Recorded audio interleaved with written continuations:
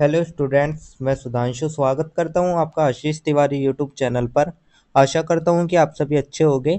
मैं इस चैनल के माध्यम से आप सभी के लिए लेकर आया हूं एक वीडियो लेक्चर सीरीज जो बेस है आपके ऑल यूजी कोर्सेज के सेमेस्टर थर्ड और फोर्थ की environmental science theory into practice second पर्यावरण विज्ञान व्यवहार में सिद्धांत नाम सेकंड नाम की एक इम्पोर्टेंट किताब पर, जो कि आपका एबिलिटी इन्हेंसमेंट कोर्स यानी कि आपका एक का सब्जेक्ट है। तो स्टूडेंट, अगर आप ड्यू सोल रेगुलर या किसी और यूनिवर्सिटी से सब्जेक्ट पढ़ रहे हैं तो ये सीरीज आपके लिए बहुत ही उपयोगी साबित होने वाली है, क्योंकि इसमें हम हर चैप्टर को सिंपल भाषा में समझेंगे, इंपॉर्टेंट कॉन्सेप्ट्स को ब्रेक डाउन करेंगे और एग्जाम पॉइंट ऑफ व्यू से भी डिस्कस करेंगे। तो स्टूडेंट, अगर आप ड्यू सोल रेगुलर एनसी वेब एंड अदर किसी के भी सब्जेक्ट को समझना चाहते हैं आसानी से, तो चैनल को सब्सक्राइब जरूर कर लीजिएगा, वीडियो को लाइक कर लीजिएगा और अपने दोस्तों के साथ शेयर करना ना भूलें। एंड सोल से रिलेटेड डेली अपडेट्स के लिए आप सभी हमारा व्हाट्सएप चैनल फॉलो कर लीजिएगा। तो चलिए शुरू करते हैं। मैं आपका स्वागत करता हूँ ऑल यूजी कोर्सेज के थर्ड और फोर्थ सेमेस्टर की environmental science theory into practice second subject के चैप्टर नंबर 17 के इस वीडियो लेक्चर में। इससे पहले की वीडियो में हमने चैप्टर नंबर 16 के इम्पोर्टेंट टॉपिक डिस्कस किए थे और आज की वीडियो में हम चैप्टर नंबर 17 भारत में पर्यावरणीय आंदोलन के बारे में डिस्कस करेंगे। तो चलिए इस चैप्टर की जो हम शुरुआत कर लेते हैं वो एक छोटे से परिचय से कर लेते हैं। तो इस चैप्टर की शुरुआत हम एक छोटे से परिचय से कर लेते हैं। परिचय में हम देखेंगे भारत में प्रकृति और पर्यावरण को बचाने के लिए कई सामाजिक आंदोलन हुए। तो स्टूडेंट, क्या आपने कभी सोचा है कि अगर हमारे जंगल खत्म हो जाए, नदियाँ सूख जाए और जानवर लुप्त हो जाए तो हमारी जिंदगी कैसी होगी। तो भारत में सदियों से लोग प्रकृति को माँ की तरह मानकर चलते आए हैं, लेकिन जब जंगलों की अंधाधुंध कटाई, नदियों पर बड़े प्रोजेक्ट्स और प्राकृतिक संसाधनों का शोषण शुरू हुआ, तब जनता ने आवाज उठाई और इन्हीं आवाजों से जन्म हुए वे हुए भारत के पर्यावरण आंदोलन। और इन आंदोलनों का उद्देश्य था जंगल, नदियों और वन्य जीवों का अंधाधुंध शोषण से बचाना। और ये जो आंदोलन थे न केवल पर्यावरणीय थे, बल्कि ये सामाजिक और आर्थिक न्याय से भी जुड़े हुए आंदोलन थे। तो ये तो हमारा एक छोटा सा परिचय हो गया। परिचय के बाद जो हमारा नेक्स्ट टॉपिक आता है वो हमारा आता है बिश्नोई आंदोलन। तो अब हम बात कर लेते हैं बिश्नोई आंदोलन के बारे में, जो कि हमारा 1720 में होता है राजस्थान में। तो स्टूडेंट, राजस्थान के खेजड़ी पेड़ जो पर्यावरण के लिए बेहद महत्वपूर्ण है, सन 1720 में जब जोधपुर के महाराजा के सैनिक इन्हें काटने पहुंचे, तब एक महिला अमृता देवी बिश्नोई ने कहा, पेड़ मेरे बेटे से भी बढ़कर है, पहले हमें काटो फिर पेड़। तो इस जो बिश्नोई आंदोलन था, इसका जो नेतृत्व किया था वो अमृता देवी बिश्नोई जी ने किया था। और कारण इसका यही था कि जोधपुर के महाराजा के सैनिक खेजड़ी पेड़ों को काटने आए थे। तो घटना ये थी कि अमृता देवी और उनके परिवार सहित 363 बिश्नोई लोगों ने पेड़ों को गले लगाकर बलिदान दिया और फिर वे सभी पेड़ से लिपटकर अपना बलिदान देने के लिए तैयार हो गए और उनके साथ 363 बिश्नोई समाज के लोग भी शहीद हुए।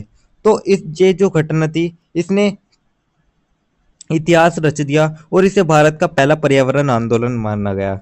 तो यही से भविष्य के आंदोलन जैसे चिपका आंदोलन, इन सभी को प्रेरणा मिली। तो इसका महत्व यही रहा कि इसे भारत का पहला पर्यावरण आंदोलन माना जाता है और इसने बाद के आंदोलनों जैसे कि चिपका आंदोलनों को, इन सभी को प्रेरणा दी। तो यही था हमारा बिश्नोई आंदोलन। बिश्नोई आंदोलन के बाद जो हमारा नेक्स्ट टॉपिक आता है वो हमारा आता है चिपका आंदोलन। तो अब हम बात कर लेते हैं हमारे चिपका आंदोलन के बारे में, जो कि हमारा 1973 में हुआ था उत्तराखंड में। तो उत्तराखंड के पहाड़ों में ठेकेदार पेड़ों की कटाई कर रहे थे। तब गांव की महिलाएं और बच्चे आए। उन्होंने पेड़ों को कसकर गले से लगाया और कहा, इन पेड़ों को काटने से पहले हमें काटो। तो इनका जो नेतृत्व कर रहे थे वे थे हमारे सुंदरलाल बहुगुणा और चंडी प्रसाद भट्ट जी। तो ये जो घटना थी ये यही थी कि ग्रामीणों विशेषकर महिलाएं ने पेड़ों को गले लगाया ताकि ठेकेदार उन्हें काट न सके। उद्देश्य इनका यही था कि वनों की कटाई रोकना और पारिस्थितिक संतुलन बचाना। तो इसके कुछ परिणाम भी हुए, इसके परिणामों को देख लेते हैं। परिणाम हुए, सरकार ने जंगलों की कटाई पर रोक लगाई। यह आंदोलन विश्व स्तर पर प्रसिद्ध हुआ। तो इससे जो ये चिपका आंदोलन था, चिपका आंदोलन से सरकार ने पेड़ों की कटाई पर रोक लगा दी और यह आंदोलन सिर्फ भारत में ही नहीं बल्कि पूरी दुनिया में मशहूर हुआ और चिपको शब्द पर्यावरण संरक्षण का प्रतीक बन गया। तो ये थे हमारे परिणाम चिपका आंदोलन के। यही था हमारा चिपका आंदोलन। इसके बाद जो हमारा नेक्स्ट टॉपिक आता है वो हमारा आता है साइलेंट वैली बचाओ आंदोलन, जो कि हमारा केरल में हुआ था। तो अब हम बात कर लेते हैं साइलेंट वैली बचाओ आंदोलन के बारे में। कारण था इसका, केरल सरकार ने साइलेंट वैली में हाइड्रो पावर प्रोजेक्ट बनाने की योजना बनाई। तो केरल का साइलेंट वैली क्षेत्र घना उष्णकटिबंधीय वर्षा वन है, तो सरकार ने यहाँ एक हाइड्रो पावर प्रोजेक्ट बनाने की योजना बनाई। लेकिन वैज्ञानिकों और जनता ने विरोध किया। बिजली चाहिए लेकिन जंगल की कीमत पर नहीं। नेतृत्व किया, इसका जो नेतृत्व किया वो किया के ए कुरूप और स्थानीय पर्यावरणविद में। तो उस समय के जो स्थानीय पर्यावरण के ए कुरूप जी थे, उन्होंने इसका नेतृत्व किया। घटना थी, वैज्ञानिकों और जनता ने मिलकर विरोध किया। परिणाम हुआ 1983 में इस परियोजना को रद्द कर दिया गया और साइलेंट वैली को राष्ट्रीय उद्यान घोषित किया गया। तो 1983 में सरकार को यह प्रोजेक्ट रद्द करना पड़ा और साइलेंट वैली को एक राष्ट्रीय उद्यान घोषित करना पड़ा। तो यही था हमारा साइलेंट वैली बचाओ आंदोलन, जो कि केरल में हुआ था। इसके बाद जो हमारा नेक्स्ट आंदोलन आता है वो हमारा आता है अपिक्को आंदोलन, जो कि हमारा 1983 में कर्नाटक में हुआ था। तो अब हम बात कर लेते हैं हमारे अपिको आंदोलन की। तो यह आंदोलन चिपको आंदोलन से प्रेरित था। उद्देश्य था पश्चिमी घाट के जंगलों को कटाई से बचाना। घटना थी, गांव के लोग, महिला और बच्चे भी पेड़ों को गले लगाकर जंगल बचाने लगे। तो ये जो आंदोलन था ये चिपको आंदोलन से प्रेरित था और कर्नाटक के पश्चिमी घाट में लोग और खासकर महिलाएं व बच्चे पेड़ों से लिपट गए। और जो यहाँ पे अपिको का अर्थ है, जो ये नारा अपिको, यहाँ पर अपिको का अर्थ है गले लगाना। तो गले लगाना हमारे अपिको का अर्थ हो गया। इसके क्या परिणाम हुए? सरकार को पेड़ों की कटाई पर रोक लगानी पड़ी और इस आंदोलन ने साबित कर दिया कि ग्रामीण जनता भी पर्यावरण की रक्षा के लिए एकजुट हो सकती है। तो ये था हमारा अपिको आंदोलन 1983 में हुआ था जो कर्नाटक में। इसके बाद जो हमारा नेक्स्ट आंदोलन हुआ वो हमारा हुआ नर्मदा बचाओ आंदोलन, जो कि हमारा एनबीए था, जिसे एनबीए के नाम से ये प्रसिद्ध हुआ। और ये 1985 में मध्य प्रदेश, गुजरात और महाराष्ट्र में हुआ था।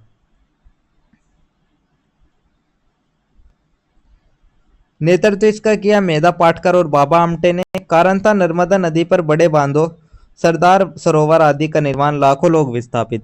तो नर्मदा नदी पर बड़े बड़े बांधे बनाने की योजना बनी, जैसे कि सरदार सरोवर बांध।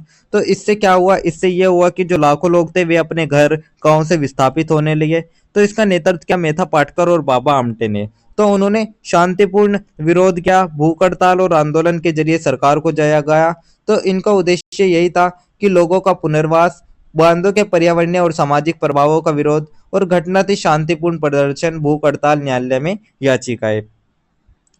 तो ये तो इसके उद्देश्य होगा पिको इसके हमारे नर्मदा बचाओ आंदोलन के। इसके बाद जो हमारा नेक्स्ट आया, इसमें कुछ परिणाम भी हुए। तो इसके परिणाम देख लेते हैं। बांध निर्माण में देरी हुई और विस्थापितों के लिए पुनर्वास योजना बनाई गई। यह आंदोलन सिर्फ पेड़ों और जंगलों का नहीं था, बल्कि लोगों के अधिकार और जीवन की लड़ाई भी थी। तो यही था हमारा नर्मदा बचाओ आंदोलन, जो कि हमारा 1985 में मध्य प्रदेश, गुजरात और महाराष्ट्र में हुआ था। इसके बाद जो हमारा नेक्स्ट टॉपिक आता है वो हमारा एक छोटा सा सारांश आता है। तो अब हम पूरे चैप्टर का एक छोटा सा सारांश देख लेते हैं। पूरे चैप्टर को एक छोटे से निष्कर्ष में देख लेते हैं। तो सारांश में हम देखेंगे, भारत में पर्यावरणीय आंदोलनों की परंपरा बहुत पुरानी है। बिश्नोई आंदोलन, पेड़ों के लिए बलिदान। तो जो बिश्नोई आंदोलन था उसने बलिदान की मिसाल दी। चिपको और अपिको आंदोलन, पेड़ों को गले लगाकर जंगल बचाए। साइलेंट वैली आंदोलन आया उसके बाद हमारा, जिसमें वर्षा वनों को बचाया गया।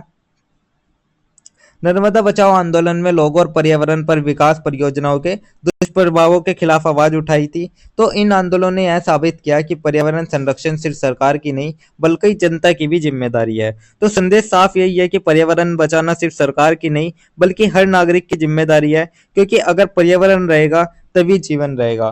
तो यही था हमारा एक छोटा सा निष्कर्ष, जिसके साथ हमारा चैप्टर नंबर 17 के भी कंप्लीट होता है। तो ये था हमारा चैप्टर 17, जिसके इंपॉर्टेंट टॉपिक्स मैंने आपको शॉर्ट्स में एक्सप्लेन कर दिया है। तो अगर किसी भी स्टूडेंट को ये पीडीएफ या नोट्स चाहिए होंगे तो आप हमारे टेलीग्राम चैनल ज्वाइन कर लीजिएगा, वहाँ आपको ये पीडीएफ या नोट्स मिल जाएंगे। एंड अगर किसी भी स्टूडेंट का किसी भी तरह का कोई भी डाउट या किसी भी तरह की कोई क्वेरी होती है तो आप हमारे कमेंट सेक्शन में या फिर हमारे इंस्टा पेज को फॉलो करके भी पूछ सकते हैं। डेली अपडेट्स के लिए आप सभी हमारा व्हाट्सअप चैनल फॉलो कर लीजिएगा। और अगर आपको ये लेक्चर उपयोगी लगा तो आप वीडियो को लाइक कर लीजिएगा, चैनल को सब्सक्राइब कर लेगा और अगले अध्याय के लिए तैयार रहिएगा, जो कि हमारा रहने वाला है नेक्स्ट चैप्टर नंबर 18। तो अगला जो हमारा रहने वाला है वो हमारा चैप्टर नंबर 18 रहने वाला है, जिसमें हम आपदा मैनेजमेंट यानी कि जो हमारा आपदा प्रबंधन है, जैसे कि हमारी बाढ़ हो गई, चक्रवात हो गई, भूकंप हो गए, इन सभी से बचने के लिए, इन सभी का प्रबंधन करने के लिए क्या-क्या कारण होते हैं और किन-किन तरीके से इनका प्रबंधन किया जा सकता है, उन सभी के बारे में हम चैप्टर नंबर 18 में डिस्कस करेंगे। तो यही था हमारा चैप्टर नंबर 17। नेक्स्ट वीडियो में हम चैप्टर नंबर 18 देखेंगे, आपदा मैनेजमेंट। तो आप सभी का बहुत बहुत धन्यवाद। आपका दिन शुभ रहे।